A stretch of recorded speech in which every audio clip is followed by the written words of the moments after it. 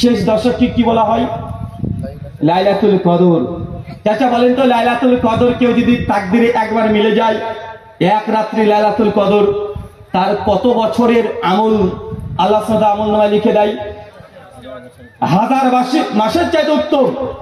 মানে আপনি যদি লাইলাতুল কদরের এক রাত তাকদিরে মিলে যায়, তাহলে ওই এক রাত ইবাদত করলেন, মানে প্রায় 80 বছর ইবাদত করে যে নাকি এক রাতে সে নাকি হয়ে গেল। হলো কি হলো না, কথা বলেন?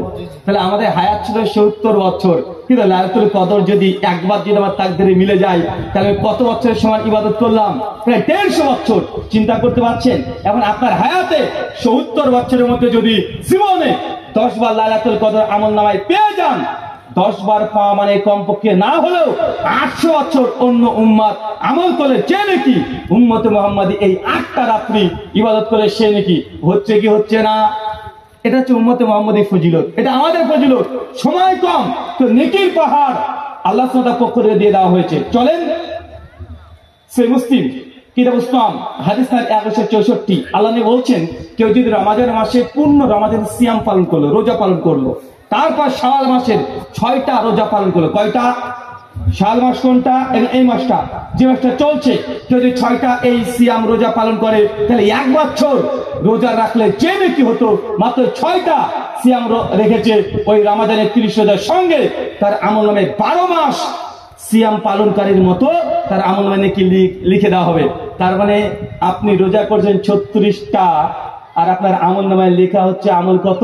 365 দিনের আমল লিখে দেওয়া হচ্ছে। এটা উম্মতে মুহাম্মাদের ফজিলত। হায়াত কম কিন্তু নেকি আল্লাহ ইবাদতের ডবল, 3 ডবল, 4 ডবল করে দিয়েছে। কোন কোন ইবাদতে তো 1000 গুণ আল্লাহ বেশি করে দিয়েছে।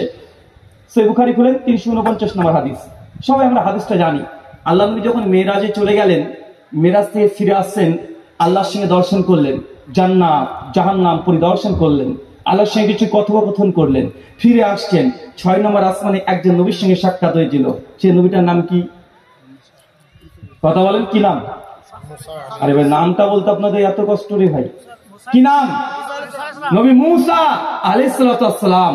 অনেক জলিলুল কদর নবী, অনেক মেজাজি নবী। তারপর তাওরাত গ্রন্থ অবতীর্ণ হয়েছিল। আকাশে আমাদের নবীকে ধরেছে, জিজ্ঞাসা করছে, ইয়া রাসূলুল্লাহ, আপনার উম্মতকে আল্লাহ কি দিয়েছে? গিফট হাদিয়া কি দিয়েছে? আমাদের নবী খুশি মনে বলছেন যে ফারাজা খামসুন সালাতান, আমার উম্মতকে আল্লাহ 50 ওয়াক্ত নামাজ দিয়েছে। চাচা কত ওয়াক্ত? আরো জোরে, কত ওয়াক্ত? 50 ওয়াক্ত নামাজ দিয়েছে। মুসা শুনে তো অবাক, বলেন কি? যে যান, ফিরে যান, ইলা রাব্বিক, আল্লাহর কাছে যান, নামাজকে কমিয়ে আনেন। আপনার উম্মত 50 ওয়াক্ত নামাজ আদায় করতে পারবে না। তার মানে মুসা ঠিকই বলেছিল না? উম্মত 5ই পড়ে না, 50 ওয়াক্ত দিয়েছিল আল্লাহ সুবহানাহু ওয়া তাআলা। মুসা সাল্লামের পরামর্শ শুনে আল্লাহ নবী আল্লাহ এসে চলে যায়, হে আমার প্রতিপালক, উম্মত 50 পারবে না, আপনি কমিয়ে দেন। আল্লাহ 5 ওয়াক্ত নামাজ কমিয়ে দেয়, 45 করে দেয়। আল্লাহ নবী আবার চলে আসে, মুসা নবীর সঙ্গে সাক্ষাৎ হয়, একই কথা, এই যে যান, ফিরে যান, ইলা রাব্বিক, রবের কাছে যান, এত সালাত করতে পারবে না। নবী আবার যায়, বারবার যায় আর আসে, যায় আর আসে। যেতে যেতে সর্বশেষ ফাইনাল দাঁড়িয়ে যায় 5 ওয়াক্ত। কত ওয়াক্ত? 5 ওয়াক্ত। মুসা জিজ্ঞাসা করছেন, ইয়া রাসূলুল্লাহ, আর কত আছে? বলছেন মাত্র 5 আছে। মুসা নবী বলছেন যে আল্লাহর নবী, আপনি আবার যান, উম্মত তাও পারবে না। আমাদের নবী বলছেন যে আমি লজ্জাবোধ করছি আমার রবের কাছে যেতে, উম্মত 5 ওয়াক্ত পারবে না, আমি লজ্জাবোধ করছি। 50 থেকে 5 হয়েছে, এটাও তাই করতে পারবে না। বাঙালিরা মনে করছে আর একবার গেলেই হতো, মানে 50কে আস্তে আস্তে 5 করে কাটতে কাটতে কাটতে লাস্টে 5 ওয়াক্ত এসে দাঁড়িয়েছে। যদি আল্লাহ নবী আর একবার যেতেন, তার নামাজি মাপ নাকি? অথচ জুমার দিন জানি ইহুদিরা আছে, ওরা দেখবেন বছরে সপ্তাহে একদিন ইবাদত করে। সেটা কোন দিন? সাবাত, শনিবার, স্যাটারডে। খ্রিস্টানরা কোন দিন ইবাদত করে? রবিবার। ঘটা করে একটা টাইম, একটা দিন। মুসলমান আপনি আবার কম কিসের? ইহুদিরা বলে শনিবার একদিন সপ্তাহে, খ্রিস্টানরা বলে সপ্তাহে একদিন রবিবার। মুসলমান বলছে শুক্রবার পরে আছে, শুক্রবার শুধু জুমার নামাজ পড়বো। জুমার দিন একটাই মুসলমান নামাজ পড়ে, আছে না নাই? মানে আপনি ইবাদতেও আপনি ইহুদি খ্রিস্টানদের মতো।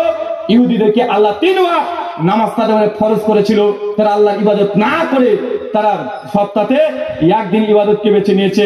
মুসলিমরা সেম একই জিনিস ইহুদিদের পদানুক অনুসরণ করছে কি করছে না?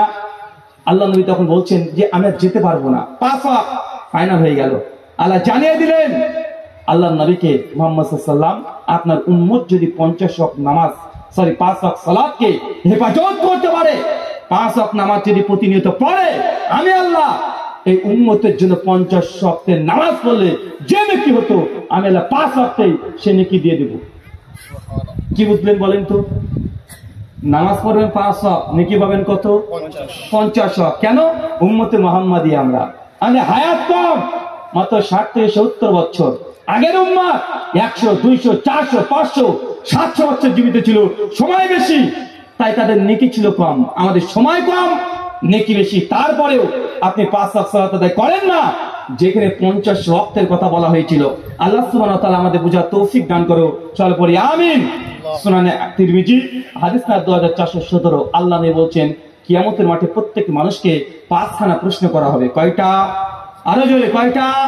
5টা। প্রথম, এমন কোন আদর্শতা নেই যাকে প্রশ্ন করা হবে না।